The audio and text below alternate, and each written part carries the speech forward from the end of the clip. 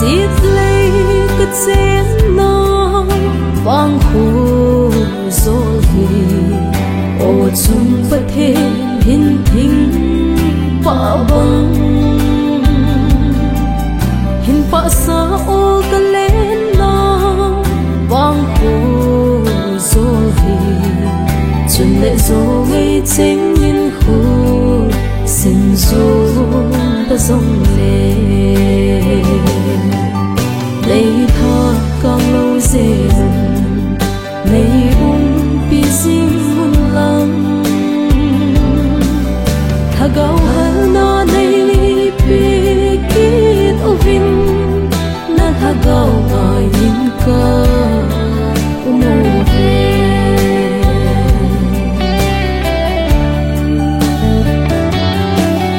ba thiên cất xén na vang khô rồi chính ở thế cái sẽ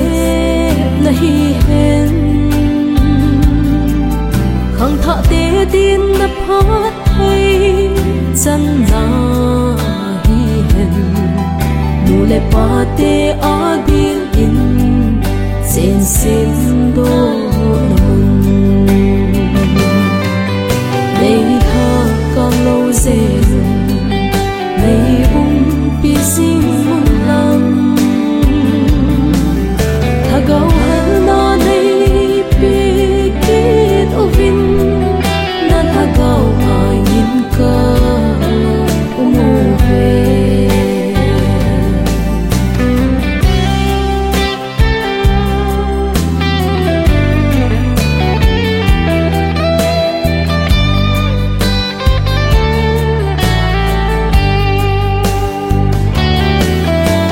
nan ha gạo thiên ngài gian ca mùi tha gạo mong xa tê hu độ na mun tha gạo qua ngôi xa tê ho hal do na mun ta sa lê tha gạo phát thấy dân na mun hi lấy tha càng lâu dễ lấy bị riêng muôn lăng tha gạo hal na lấy bị kít ô vin na tha gạo ngài in ca mô về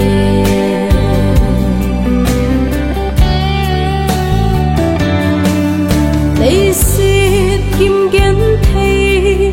thế số